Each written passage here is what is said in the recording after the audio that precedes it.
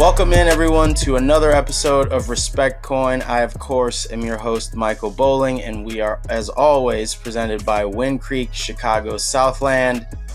Are you ready for your winning moment? Find it at 𝗦𝐶𝗰𝗶 Casino Southland, where the action never stops. Play the hottest table games, enjoy the newest slots, and celebrate big jackpots at 𝗦𝐶𝗰. There's a win around every corner. I'm happy to be joined again by Nate Jacobson, senior content producer at Stadium, one of my best buds. Kind of missed you last week, but I know you were out of town. How you doing, brother?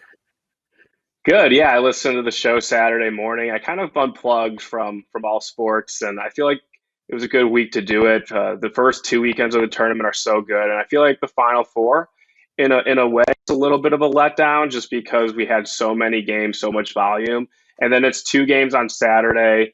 At least it was all the one seeds and it's like four top 15 ken-pom teams of all time or whatever. And I Yep. think because of what happened in the second game, it was kind of like all worth it in terms of the tournament not being good. And I think it does set up a really fun title game on Monday from just a watchability perspective, but also a betting perspective. For sure. Totally agree. I was saying this to a buddy last night. I know we were pretty hard on all the chalk throughout the tournament, but having the top four seeds made for two really exciting basketball games to watch. If there were blowouts last night, it obviously would have been maybe the least entertaining tournament of all time. But no, it was fun. I mean, obviously we'll get into the natty, but just wanted to look back at the games. Obviously, we both watched them. I cashed the two-leg teaser.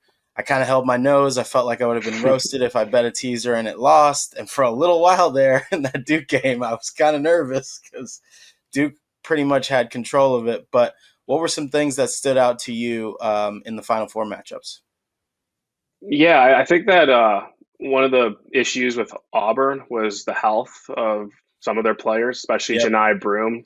I think he didn't score the last 15 minutes of that game. And I thought for the first 20 minutes, Auburn kind of came out and looked kind of the best that they did in like a month. I know there was a lot of talk in January, February, how this is like one of the historical teams because of their resume. And they had so many quad one wins and just how impressive they were in non-conference and conference. And then it felt like in March, just like something happened last week, the regular season, they dropped those games at A&M. They lose at home to Alabama, go Mm-hmm. out in the semifinals of the SEC tournament. But for those first 20 minutes, it was like, if this is the Auburn we're going to see all week in San Antonio, they could actually win the title. I think they were the longest odds going into the weekend, like plus 500, plus 600. And for most of the end of the regular season, they were like 3-1, 4-1. So there was actually like a price discount on Auburn.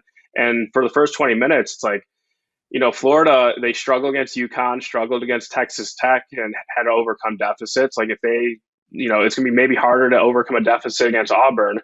But then I feel like the Broome injury, Pettiford was just not himself. He was very good, and especially in that Michigan game in the Sweet 16, but he had a really off game. And I think Denver Jones was battling an injury. Baker Mazzara, I know he played well, but he wasn't fully healthy Right. from all indications. So I think we from that perspective, I don't know if like Florida got lucky again. Maybe it was just a ride in this Walter Clayton magic that we're seeing from him. And I don't know what to make of it for Monday, but it'll be interesting to see. And then the second game, man, I still can't believe what happened. Duke's up 14. I feel like there was a turning point in that game where Cryer hits a three. Gillis like elbowed a guy and they called a flagrant foul. They make 1 3 throw and then they score on the ensuing possession because they kept the ball. And it was like a 6-point trip to cut it to Yep. 8.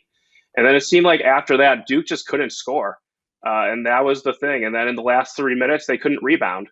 Yep. Houston got cleaned up all their misses when they were mounting this comeback. And the inbounds passes were very sketchy and bad. One led to those, the 2 points off the missed three.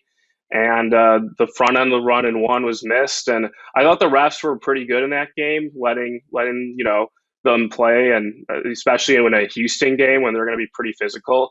Like Yep. the refs and their willingness to call fouls are going to kind of dictate that game. I think it's just a shame though that the Cooper flag over the back call on Roberts was called, because I would have loved to see Houston, after mounting this comeback, down a point to see Make what him they make would a draw shot. up to try to win a game. And credit to Roberts for making the free throws. Not a great free throw shooter, like 62%, I believe it was. And he made both, including the front end of a 1-and-1. So he got the first one, the Yeah. pressure one, out of the way, and it probably loosened him up a bit to take the lead.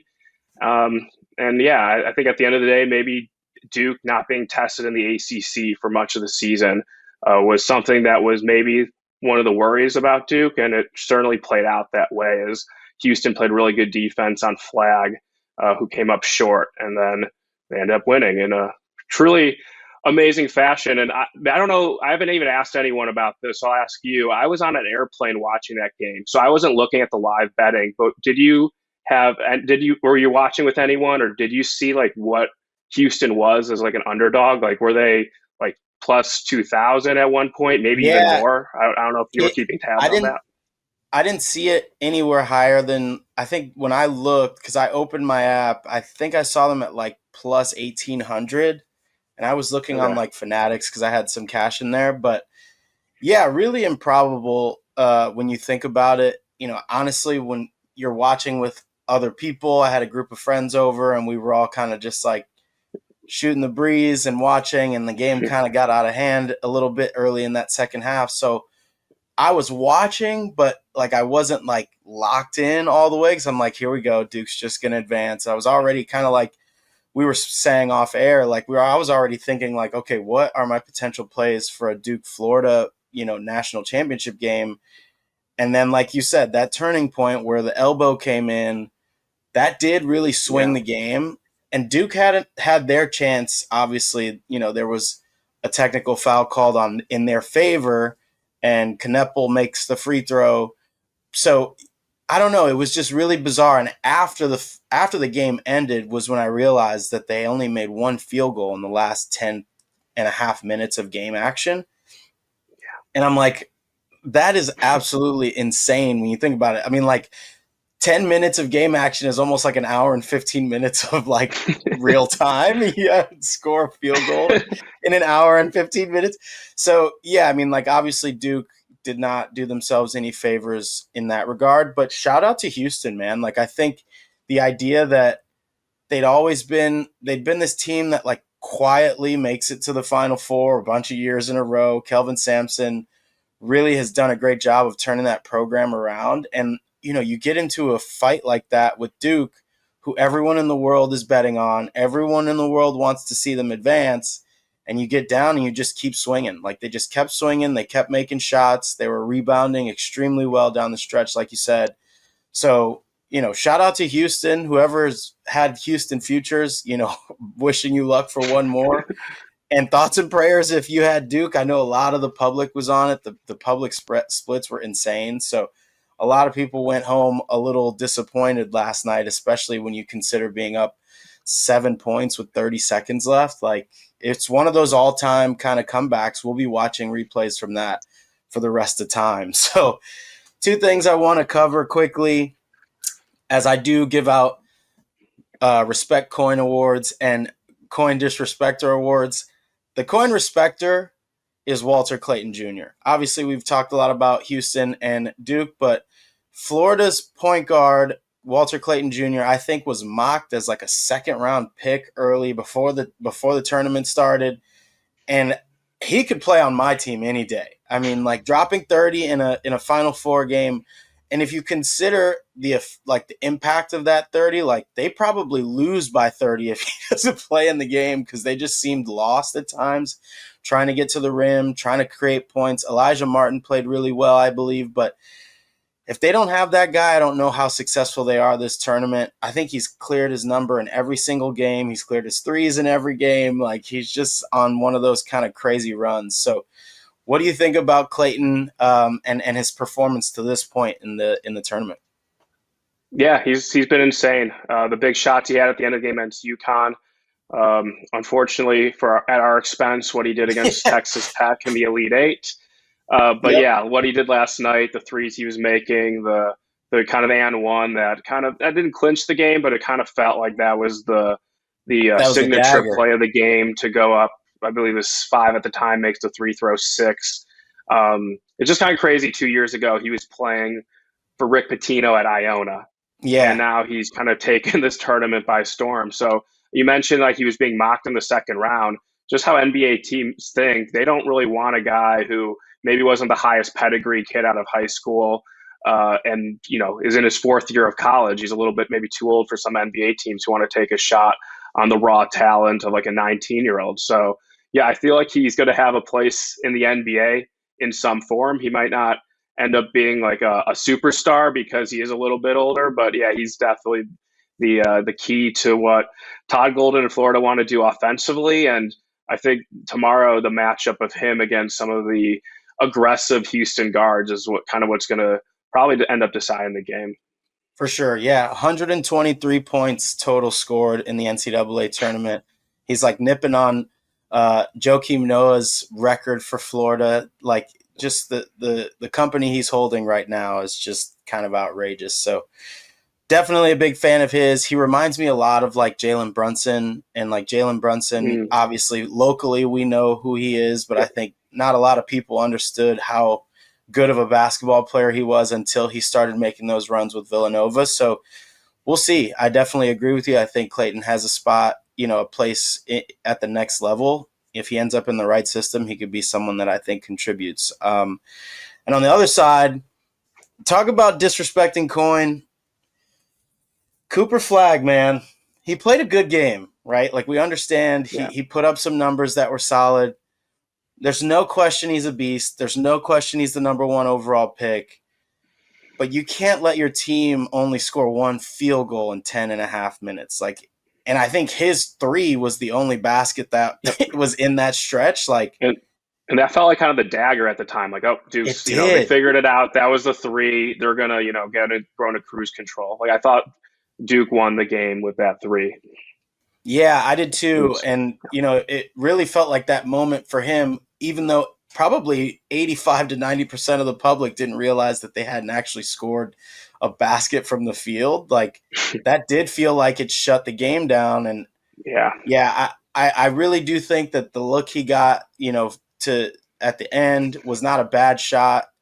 I think he probably makes that shot 7 times out of 10. He probably would say that, or maybe even more. But I would have liked to see him go, put his head down and get to the rim, get to the free throw line. Obviously, they were playing, the refs were largely, like you said, letting them play. So you never really know, but a fadeaway in that spot feels a little tough. So I know that a lot of people had, most outstanding player bets on him. Obviously, lots of futures on Duke to win it all. I would have liked to see him, potentially put the team on his back even a little more in those last final moments. But, again, it goes back to crediting Houston. They had a game plan. They let Cooper get some, but I think largely they played him very well defensively throughout the game.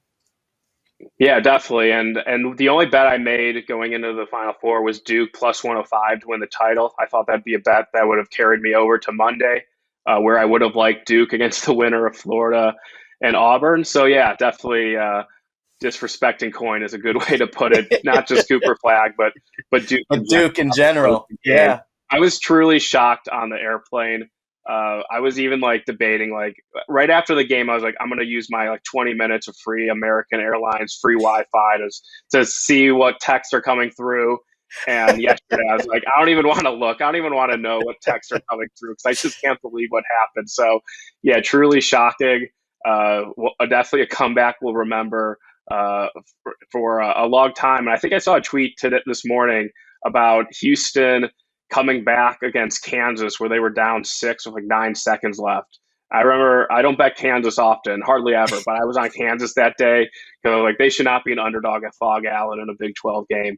And certainly Houston on like two of the right sides of some insane comebacks. So yeah, credit to Calvin Sampson. And he did say it in his post-game presser, how a team like that, they have to believe in the culture and that what he's built. So yeah, full credit to Houston for doing that, especially against a Duke team that just looked like they were just going to kind of roll through the NCAA tournament, just like UConn has the last few years.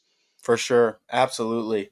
Well, we have a national championship game to break down. Of course, we know Florida will be playing against Houston. That will be Monday night. We're recording this on Sunday. Right now, I'm looking, and Florida is -1. I think there was 1.5 at some point yesterday when it first opened.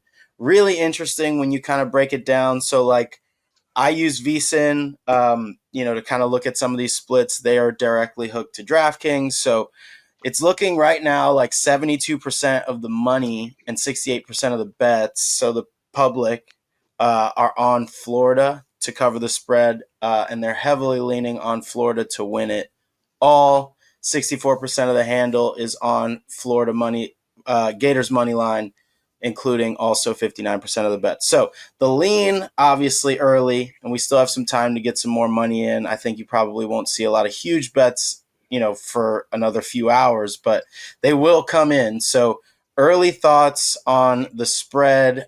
Obviously 1 point. It's pretty much a pick 'em. What are you thinking about this game as you kind of just get your feet wet with what you might take tomorrow? Yeah, so I kind of lean Florida here, but it's definitely not like a hugely confident play because I do Houston, what they've done. I think one thing that I try to look at with sports betting is try to find if two teams had a common opponent recently, and both teams played Tennessee in the month of March. 3 weeks ago from today, 3 weeks ago today, Florida played Tennessee in the SC championship game in Nashville. Florida was kind of on a roll at that time. They were super hot, ended the season well.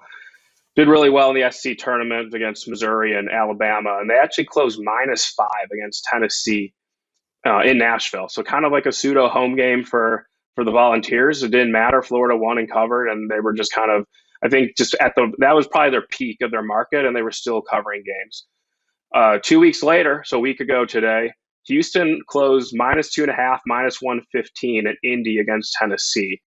So I know that's not a perfect way to handicap a game, but I do think it justifies Florida being a favorite here. If they were laying 5 on a neutral against Tennessee, that 2 weeks later, Houston was only 2.5 with. And it just seemed like going into that Houston Tennessee Elite Eight game, there was so much momentum for Tennessee because they handled Kentucky that Friday night.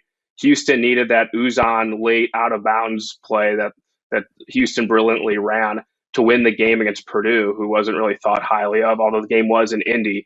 Right. So I think that, it's not like a perfect, comparison, but I do think it's enough where, like, I understand why Florida is a small favorite here, even though Houston probably for most of the season was the higher rated team, but Florida's just kind of come on so strong. And even like yesterday, the fact that Florida was a 2.5 point favorite on a neutral against Auburn, when if you look back at the regular season meeting when Auburn played Florida, Auburn was an 11-point favorite. It was at home at Auburn, and Elijah Martin was hurt.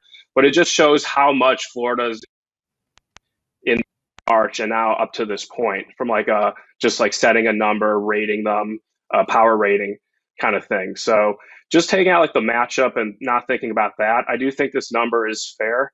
If anything, maybe line value on Florida, maybe they should be like a 2-point favorite if they were laying 5 against Tennessee, who Houston was only laying 2.5 with. And then the other reason, if I wanted to make a case for Florida, and I want your thoughts on this, how do you think Houston, after such an emotional win, are you worried that round they're going to, I don't not come out flat, but just, I don't know, did they like basically go all out against Duke those last sequences?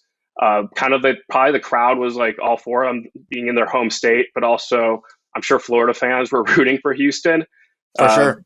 if they stuck around. So I just kind of like trying to think about Houston, and maybe they're the team you want in this situation because they were so good in the road. They beat Gonzaga in the second round, which probably should have been like a 4 seed. They beat Indy. They beat Tennessee, who was like an analytical darling. And then they beat a historical Duke team. So maybe none of that matters, but like, what are your thoughts? Like, are you from like it's not, you can't say like a letdown spot because it is the national championship game, but is there a little bit of like, we finally kind of had this signature win for this program that's been so close the last 5 years? Like, how are we going to be able to do it 48 hours later against a really Yeah, good Florida team?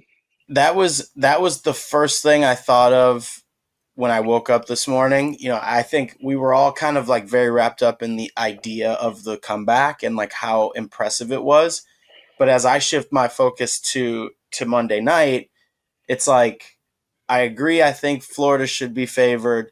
I definitely am not. I think Kelvin Sampson said very famously, like, "Don't sleep on Houston." Like, I was not someone who was asleep on Houston. I think we were very, we watch Houston in a different lens, right? Like, when we consider Calcutta teams, the defensive rating is something that stood out to me, which I was telling all my buddies. I'm like, listen, if this is like a muck it up kind of game, Houston might have the advantage because they play those types of games all the time. So I did write down here in my notes that I'm leaning Florida because I wouldn't be surprised if there's a little bit, and you're right, it's not a letdown, but it's like you exhaust so much energy just to get back in that game and to see it go your way improbably.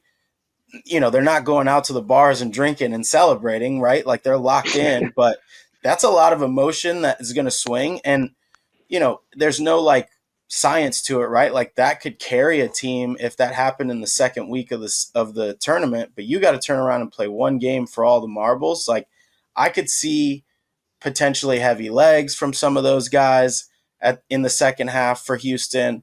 And Florida is a team that we've both talked about at length about being really deep, right? Like, they play a bunch of guys. Todd Golden is not afraid to get those guys in the game.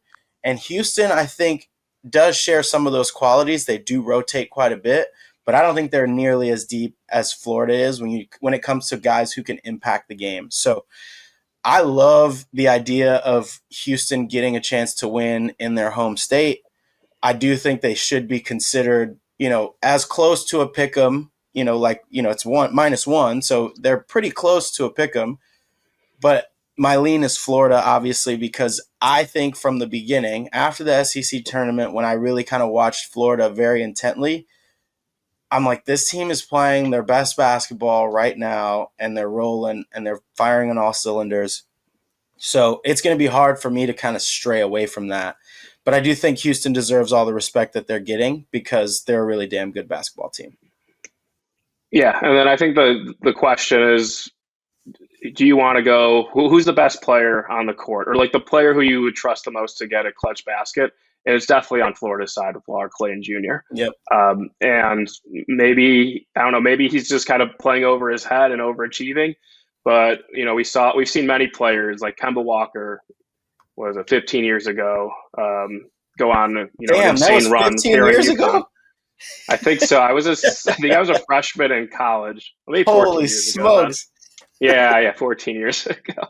Back when the Big East meant something. Back when there were 16 teams and UConn had to win like 5 games of the Big East tournament or the buys, and then they won those 6 games as like I forgot which seed they were, something like a 4 or 5. But yeah, so I don't know. I do respect Houston. I like I mentioned, the run they've been on is amazing. Where you get your 1 seed, but everyone's like, this is the team that could slip up because they have to play Gonzaga in the second round, and Gonzaga is a top 10 KenPom team.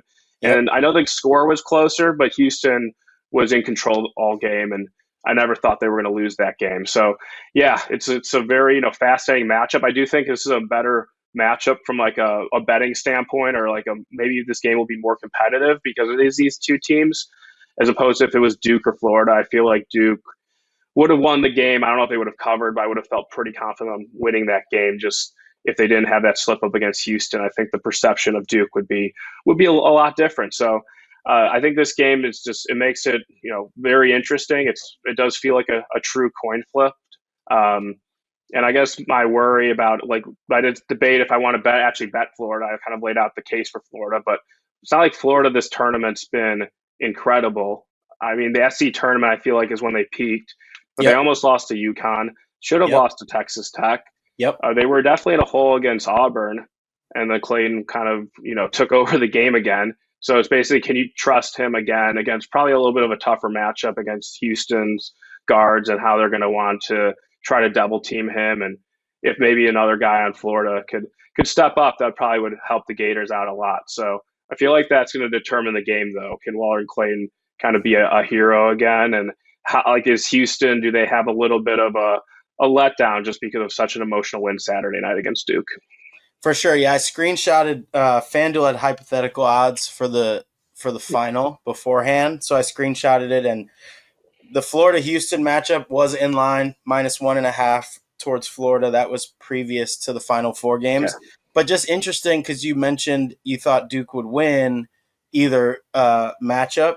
Duke was 4.5. They had them at -4.5 against Florida. So, 3-point difference. I think like that would have been an interesting matchup just with like Florida's depth. But again, I agree with you. I think if Duke won, they would have been very much in line to kind of win it all. So we do have Florida and Houston, and just want to go through some trends that I found kind of interesting. So this one, very generally, overall favorites in the Natty are 41-13 straight up and 32-22 against the spread.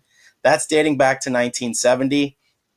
This is obviously a little bit of a rare case because, if you consider last year's spread, I think, it was I don't remember exactly, but it wasn't within a point. So this is basically like the definition of almost like a coin flip. I thought this was really interesting, and I don't know if you knew this, but Florida, if they win it all and cover against Houston, they'd finish 29-11 against the spread, which is a 72.5% clip, and that'd be the highest against the spread win percentage for a national champion in the last 30 years. So obviously these players are not like looking at FanDuel and trying to figure out like what numbers they need to cover, but they are a team that is reliable in that department. And again, we're talking about a point, potentially a 1.5. I'm not sure if this will move as much, but I think the biggest trend that might dictate the outcome of this game, and I mentioned it a little bit earlier, Houston has only played 7 games as an underdog dating back to 2020. They're 5-2 straight up and 6-1 against the spread. And they're covering the spread by an average of 8 points per game. So you pair that with the fact that if they hold an opponent to under 30 or to under 70 points in a game, they're 33-0 straight up. 33-0. So like it's clear they hang their hat on their defense. If the case for Houston here, I guess, is if they're able to dictate the game, they are probably going to have a good chance to win it in the end, because if you don't have 30 points from Clayton and the others, if they try and take the ball out of his hands and the others aren't contributing the way they would like to, this potentially could get kind of ugly for Florida, because they do kind of lean on their best guys. And if they have their worst shooting night of the tournament on Monday, Houston may run away with it. So I know a lot of variables there. I know I spit out a lot, but the idea, in my opinion, is you could literally flip a coin and decide, like if you're on the fence and you don't know who to bet, you could have fun and just flip a coin and just watch the game. Because I don't think that there's like that big of an edge on either side that can say, this is why I know X is going to win, Yeah, it's kind of like the Super Bowl. Like if you're coming to the Super Bowl expecting to make your biggest bet of the year, you're probably doing it wrong, because the lines are super tight. We know everything about these teams. They've been under the microscope, especially the last 3 weeks. I mean, it's pretty obvious. This line is pretty correct, and it's hard to find some edges. So you kind of just try to, find a potential game script that you have an opinion on and bet it that way, or look into some player props, especially now that I will say in Arizona, you cannot bet on college player props, which is where I was last week. Brutal. There was a message on the just kind of like how in Illinois, when we have like, it says like you cannot, like it's a reminder you can't bet on Illinois schools. Right. They have that in Arizona with player props. So I didn't even bother looking at the player props for the semifinals. You could have used me as your proxy. I'm always betting player props. I know. I just wanted to take like a week off, recharge the batteries. Because after this, we have the Masters, we have the playoffs for the NBA, NHL, the Kentucky Derby. Life is just a continuation of just a bunch of opportunities to bet until we get to the fall, when it's an overload for football. For sure. Well, it's a good segue. I know we've talked a lot about the actual game you mentioned the player props. You are back on player prop soil here in Illinois. So you mentioned that you had some takes on player props. This is kind of surprising to me as your friend for a number of years. I know that like you have your system, you have your thoughts on it, but this is the last college basketball game of the season. Obviously, it's been a largely underwhelming tournament when you consider like the upsets and stuff, but let me know some of your player props because I may have some that are hopefully similar. I do trust you a lot as a bettor. So if you say you've got player props to bet, I'm all ears. Yeah, so I'm going to look away from Walter Clayton here. I think he's kind of priced right, 20.5. It might be a tad high, especially in the matchup he's getting, but I also don't want to bet against him because he could score a lot late, a lot quickly. I just don't want to be on the other side of kind of the magic he's on now.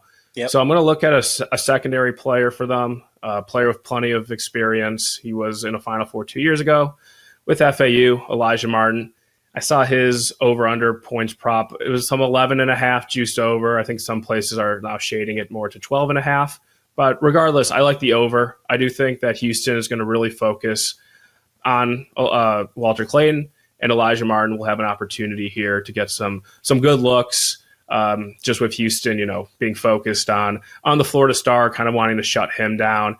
And it's a player who has plenty of experience, has played in the Final Four, had that really great dunk against Auburn, which was another kind of like tone-setting play of that semifinal when it was a 1-point game, got it to 3. It was a big dunk to have in that moment where a lot of players might just try to lay it in, draw a foul, and he took it up with confidence. So I don't really doubt that he's going to be scared of this moment because he's been in it before. We saw it on Saturday. And he scored 17 points on Saturday against Auburn, and I think like that points prop is a pretty reasonable ask for him to score, 12 or more, 13 or more, depending on how much juice you want to lay. Yeah, for sure. He's one of the guys I have down here. I've been doing like small, like 2 or 3 leg parlays, and he's actually cashed at least 10 points in his last 10 games. So that's even dating back into the SEC tournament. But again, like I had him for 15 last night in a separate play. So I'm not saying bet 15 plus because you never know what's going to happen with these like guards who actually defend, but absolutely reasonable. If you find an 11.5, I think that's definitely very fair value, even if it's juiced. And 12.5 I like as well.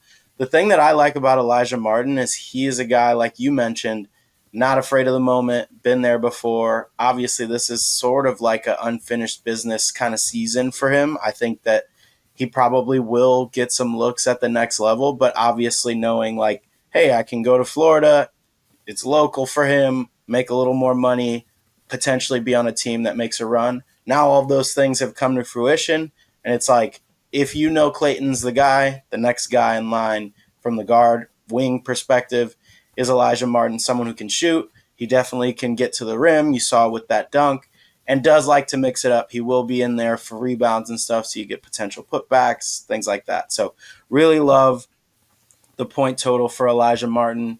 On the other side, as we're talking player props, LJ Cryer to score 15 points. I think that's a really interesting bet. I'm not sure the defensive nature of Florida is as impactful on the game as Houston's will be to Florida's offense. So LJ Cryer scored a bunch of points last night. I think he had 6 threes.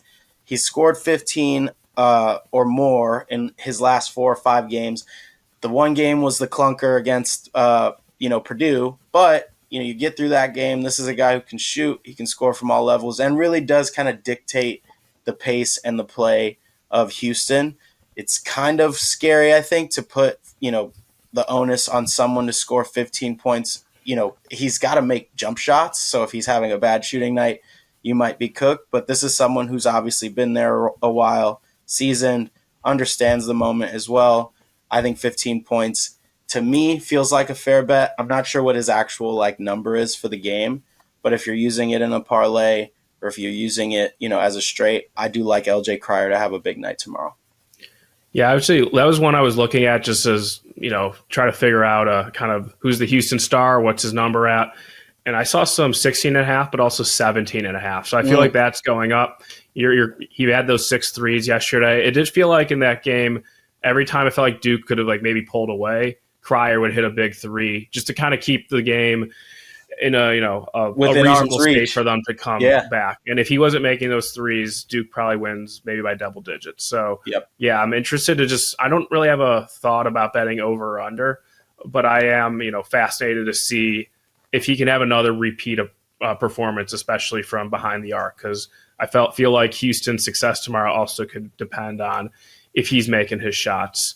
In terms of a Houston guy I like, and I don't want to bet too many overs because I do see this game at times maybe being a little bit tighter. There could be some scoring droughts from each side, so I'm not expecting like a ton of points in this game with a total of the 140 area or range. But 𝗵𝗨 𝗟𝗀, I thought he was a player. So when I bet props, and I don't do it often, but I do like it kind of for these bigger games when there's not as many opportunities to bet sides and totals. But I try to look maybe for a player who had kind of had a outlier performance, either good or bad, and then kind of bet them towards the middle. And yesterday, 𝗟𝗀 only had 7 points. He was in foul trouble for a lot of the game. He's a player I've just been impressed with all season. Had the game winner against Purdue. I think Houston lost Jamal Shead last year, and that was a huge loss. But 𝗟𝗀 coming in, and then those other guards elevating their play has kind of, they haven't skipped a beat. And he only had 7 points yesterday, and his point total, same as Elijah Martin, actually, 11.5 some places, 12.5 some places. I do think he could have a bounce back game in this spot, especially if Cryer gets a little bit of extra attention from the Florida perimeter guards. So 𝗵𝗨 𝗟𝗀 is the player I'm looking at. I feel like he's going to keep shooting threes because he doesn't mind those threes, 3-point looks, and Calvin Sampson kind of has given him the green light to do that. So I could see him, scoring, getting that on threes alone, or maybe like a 3 throw, and I mean, he could also shoot 2s too. So there's many passes here for 𝗵𝗨 𝗟𝗀 to go over to score 13 points or more. If we want to call it 12.5 over on his player prop for points. Yeah, that dude's got a ton of talent. He was someone that I bet to score 10 last night. Obviously, scored 7. So I like the kind of, regression to the mean almost, right? Like that's a good narrative to play. If he stays out of foul trouble, I think he would have got to 10. Oh, for sure. Yeah. I mean, he was off on the bench for quite a while in spurts there. And obviously I expect the game to kind of get called similarly to the Duke game. I think you let him play in the national championship. You're not kind of just depending on a free throw show at the end of the season. So hopefully they let him play and he doesn't get in foul trouble, because I do see a path to him, going over his total and a bounce back. And the last player prop I have, it's one that I've played, I think, every game that Florida's played through this tournament.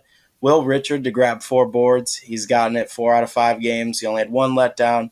But the guy that kind of no one talks about for Florida is like the guy who does all the dirty work. He's chipped in with assists. He's scored big buckets. He can make jump shots. But where he's been most effective is just grabbing, loose rebounds, long rebounds, but also mixing it up. So Will Richard, if you're doing a little parlay, that's a nice leg, in my opinion, because he is someone who plays a lot of minutes and is very active around the glass. But I do think we're going to see a good game, and I'm hopeful for it. I'm knocking on wood. Obviously, you don't want to see a blowout in the national championship game, but I think what a lot of people were expecting is if we do get all chalk in San Antonio, hopefully that gives us an opportunity to watch some entertaining basketball. So I was entertained last night. It was nice not having like a ton of, investment in it. I was watching mostly as a fan with some small wagers, but hopefully we get a game that's not a snooze fest on Monday night, because obviously that's not how you want to see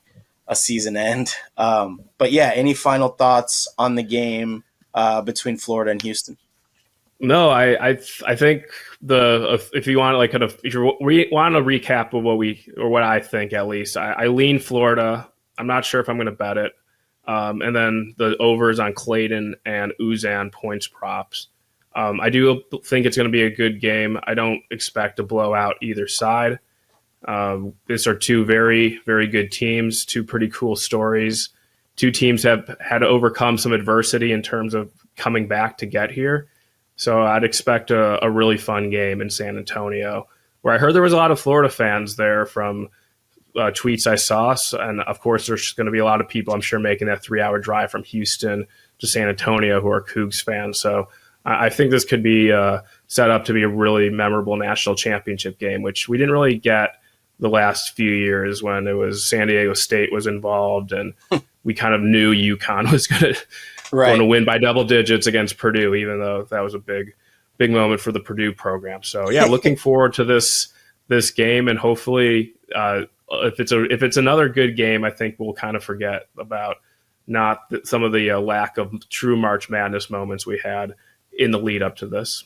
Yeah, for sure. Again, like you said, to recap, I'm leaning Florida as well. I am going to bet it. I'm trying to see, hopefully the number gets a little closer to pick 'em. It could go the other way, so I'm kind of like risking it right now. But I lean Florida simply because I do think last night's game is going to have a little bit of an effect on Houston. It is a lot of air to let out of that balloon.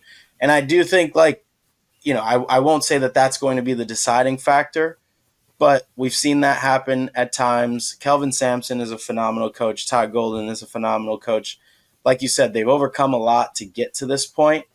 I was very high on Florida entering the tournament, and I did win a little money on Houston last night, but I'm not going to let that kind of just shift how I felt about who was the best team in the tournament. I thought from the beginning Florida was, because of how deep they are and how versatile some of their bigs are. So I think, again, like you said, hoping for a good game. I'm leaning Florida, but if I lose my Florida bet and the game, ends on a buzzer beater or ends in a, really fun fashion, I'll be happy with how this entire tournament went. I think there was a lot inside these chalky results that people can go back and say, like, yeah, that was a really cool moment for that program, that player, etc. So again, fingers crossed. We're hoping for a good game. But this has been fun as hell, Nate. Thank you so much for joining me these last few weeks throughout the tournament. Obviously, we want to bring you on whenever we can. Obviously, we got Masters coming up. I got to do my deep dive tonight after we get wrapped up with this. So anyone who listens, appreciate you guys for tapping in. I've heard from some people who won some money hanging out with us, Nate. So that's obviously a plus. But yeah, we'll get back into some golf betting here soon, you and I, but appreciate you joining me. And yeah, for sure, whenever you've got takes, hit me up. If you ever need to come back on, you always got a platform on this show. So appreciate you. Appreciate it. Really enjoyed talking basketball the last month, but now looking forward to thinking about some other sports. Yeah, absolutely. Absolutely. Well, for Nate Jacobson, I, as always, am Michael Bolling, and this has been Respect Coin. Enjoy the national championship, and hopefully we all can meet up at the cashier.